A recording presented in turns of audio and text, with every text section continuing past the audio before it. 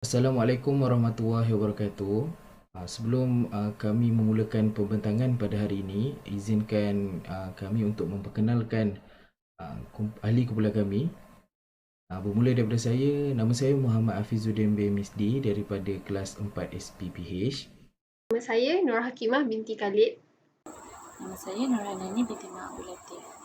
Nama saya Wan Muhammad Ali bin Wan Muhammad Zaharuddin. Nama saya Muhammad Khairuddin bin Roslan. Okey, jadi tajuk pembentangan kami pada hari ini seperti yang terpampang dalam slide, iaitu perkhidmatan mencegah penyalahgunaan dadah di bawah subjek bimbingan dan kaunseling. Jadi kita masuk kepada subtopik yang pertama, iaitu pengenalan. Okey, pencegahan merupakan strategi jangka masa panjang yang bertujuan untuk melindungi seseorang daripada terlibat dengan penyalahgunaan dadah. Okey, secara umumnya agensi kerajaan dan badan-badan bukan kerajaan kebiasaannya akan merancang dan mengenal pasti apakah punca-punca yang menyebabkan masyarakat ataupun orang cenderung untuk melakukan penyalahgunaan dadah. Jadi daripada situlah mereka dapat merancang cara-cara untuk mencegah penyalahgunaan dadah ni lebih awal lagi. Terusnya untuk peranan perkhidmatan mencegah penyalahgunaan dadah. Ada 3 yang saya dapat kenal pasti, iaitu yang pertama ialah mencegah, iaitu dengan membuat kempen atau program tentang penyalahgunaan dadah. Di sini sebenarnya sama ada agensi kerajaan ataupun badan-badan bukan kerajaan kebiasaannya akan melakukan satu kempen atau program di mana mendidik generasi-generasi muda untuk mengenal dadah dan bukan mengenal untuk mengikuti ataupun menyalahgunakannya, tapi mengenal untuk tentang bahayanya dadah ni, supaya kita tak terlibat dengan penyalahgunaan. Dan juga program ni kebiasaannya mengajar masyarakat untuk mengamalkan gaya hidup sihat supaya kita sendiri tidak terjebak dengan penyalahgunaan dadah. Yang kedua adalah memulih. Okey, untuk memulih, melaksanakan program rawatan dan pemulihan kepada bekas penagih.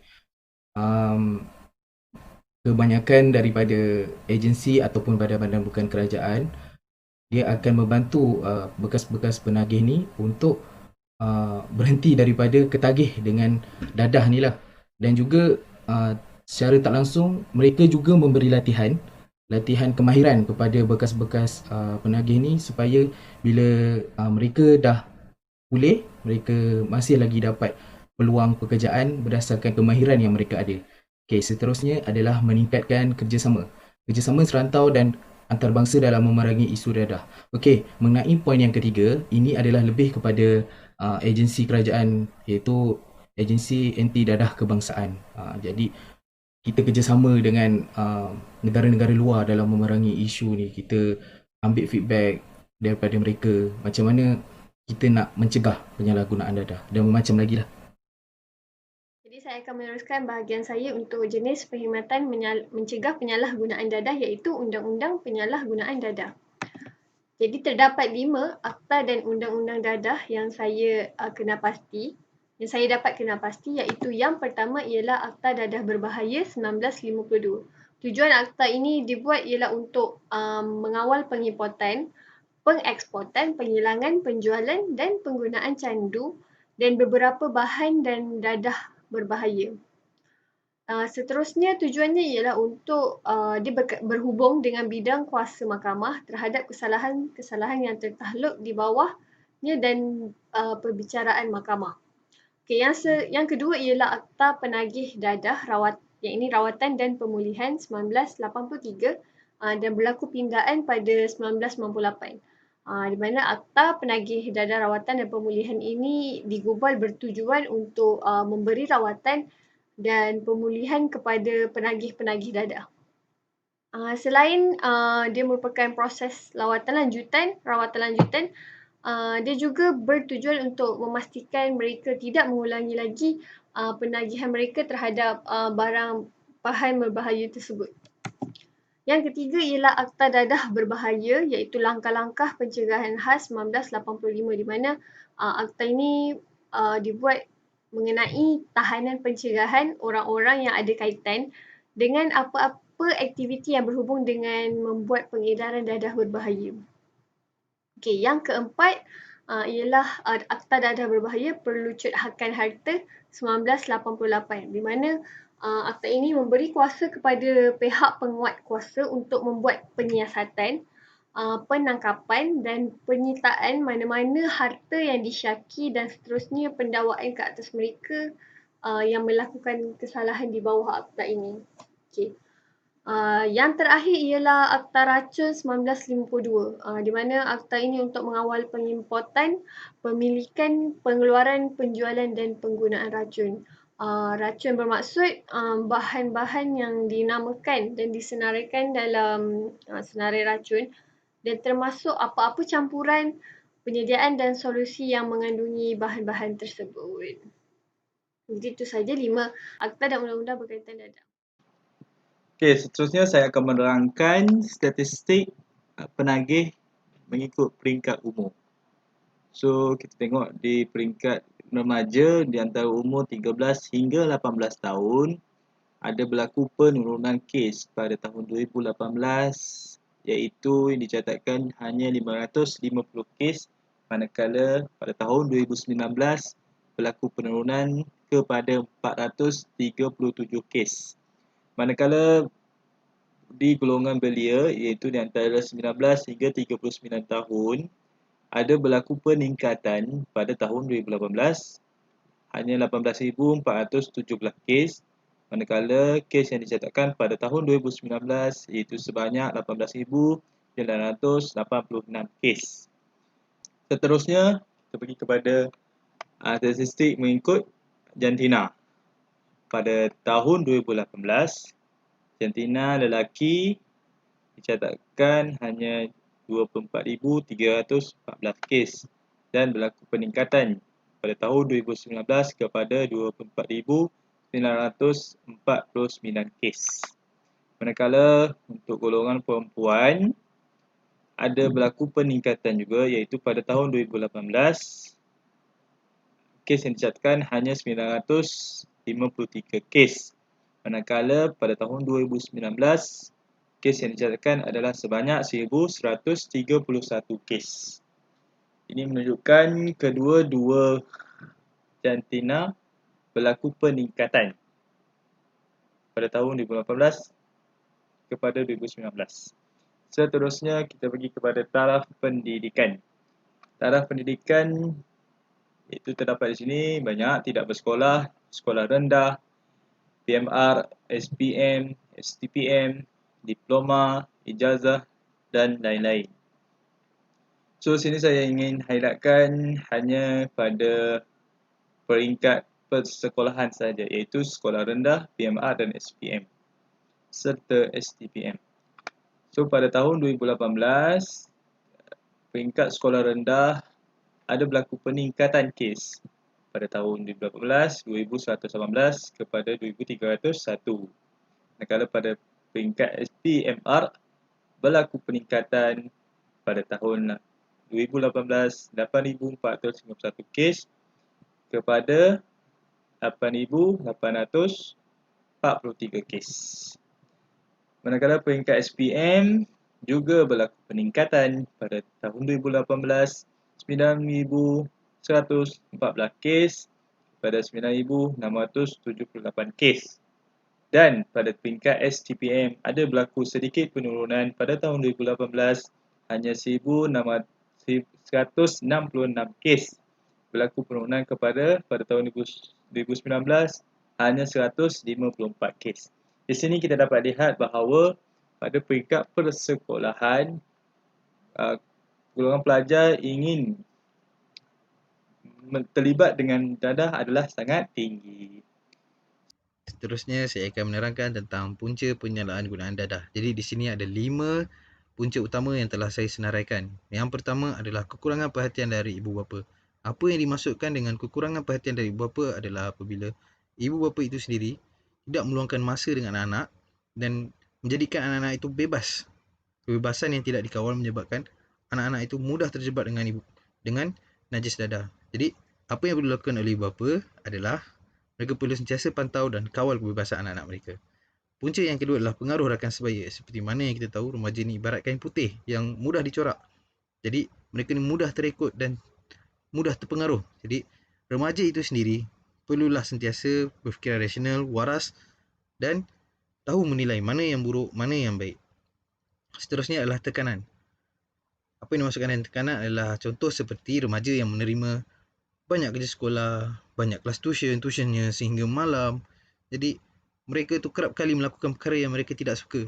Jadi dengan alasan untuk meriliskan mereka punya tension dan tekanan, mereka menggunakan alasan dengan mengambil najis dadah sebagai mereka punya untuk menenangkan diri mereka. Jadi apa yang perlu dilakukan adalah mereka perlulah mengambil masa untuk beristirahat dan melakukan aktiviti yang mereka suka. Seterusnya adalah kurang pendidikan agama. Seperti yang mana kita tahu, pendidikan agama perlulah diajar daripada kecil.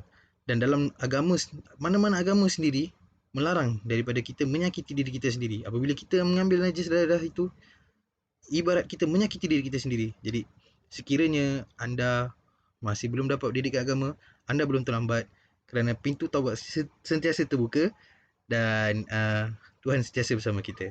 Jadi seterusnya adalah pengaruh media cetak. Jadi pengaruh media cetak ni memberi pengaruh yang besar kepada pelajar sekolah dan remaja. Selain mereka dapat daripada ilmu daripada sekolah dan buku teks, media cetak merupakan pengaruh yang besar dalam hidup mereka. Contoh saya bagi contoh seperti artis barat Snoop Dogg yang dia sangat terbuka dan mengatakan dia mengambil dadah. Itu akan menjadikan remaja menjadikan dia sebagai idola. Dan itu akan menyebabkan remaja terikut dengan perbuatan. Jadi suka saya nak ingatkan sekali lagi, remaja itu sendiri perlu membuat pilihan dengan bijak, berfikir dengan waras dan buat pilihan dengan bijak dan menilai mana satu yang buruk, mana satu yang baik. Itu sahaja daripada saya. Sekian, terima kasih. Jadi saya akan membantangkan tentang agensi yang terlibat dengan perkhidmatan pencegahan penyalahgunaan dadah. Agensi yang terlibat terbagi kepada dua, iaitu badan kerajaan dan juga badan bukan kerajaan. Antara agensi badan kerajaan yang terlibat ialah agensi anti dadah kebangsaan. Seperti mana yang kita tahu, AADK ialah satu agensi yang mencegah seseorang dari terlibat dengan dadah. Dan juga AADK juga membanteras bekalan pengedaran dan penggunaan dadah di Malaysia. Seterusnya ialah Kementerian Pendidikan Malaysia. KPM telah memasukkan silibus pencegahan penyalahgunaan dadah dalam kurikulum sekolah. KPM juga membuat inisiatif menggunakan unit bimbingan dan kaunseling untuk memberi ceramah kepada pelajar tentang pencegahan penyalahgunaan dadah. KBS telah mengusahakan satu program bernama program The More You Use, The Less You Live, usaha bersepadu oleh kerajaan melalui KBS dengan kerjasama agensi-agensi yang lain untuk mempertingkatkan kempen membasmi masalah penyalahgunaan dadah di kalangan golongan belia. Seterusnya ialah Kementerian Kesihatan Malaysia. Kementerian Kesihatan Malaysia bekerjasama dengan pihak AADK, PDRM serta NGO-NGO yang lain dalam membuat program untuk pencegahan dadah. Seterusnya ialah Unit Pencegahan Dadah Jabatan Kastam Diraja Malaysia. Jabatan Kastam Diraja Malaysia mengawal aktiviti penyeludupan dadah masuk ke dalam Malaysia. Seterusnya, saya akan bergerak kepada badan bukan kerajaan NGO. Pertama sekali ialah Pemadam. Pemadam ialah satu persatuan di mana mereka menyelamatkan golongan yang terjebak dengan dadah dan mereka juga membuat satu program untuk menyedarkan masyarakat mengenai bahayanya penyalahgunaan dadah. Yang seterusnya ialah Pengasih Malaysia. Pengasih Malaysia menjalankan 8 perkhidmatan, salah satunya ialah Seruan Kasih. Perkhidmatan ini melibatkan aktiviti jangkauan yang memberi tumpuan kepada pencegahan dadah. Seterusnya ialah Agensi Pertiwi. Pertiwi ialah sebuah agensi yang diasaskan oleh wanita dan mempunyai misi untuk melaksanakan projek dan kegiatan pendidikan serta latihan yang berkesan kepada golongan wanita dan juga golongan kanak-kanak. Agensi ini juga terlibat dalam pencegahan penyalahgunaan dadah. Seterusnya ialah Pertubuhan Pondok Inabah. Inabah itu sendiri bermaksud kembali kepada Allah. Jadi pertubuhan pondok ini ialah untuk khidmat pencegahan, rawatan, pemulihan dan pembinaan psikospiritual Islam kepada pesakit dadah dan masalah sosial. Misi Pertubuhan Pondok Inabah ini ialah untuk memanusiawikan kembali manusia kepada ilahi.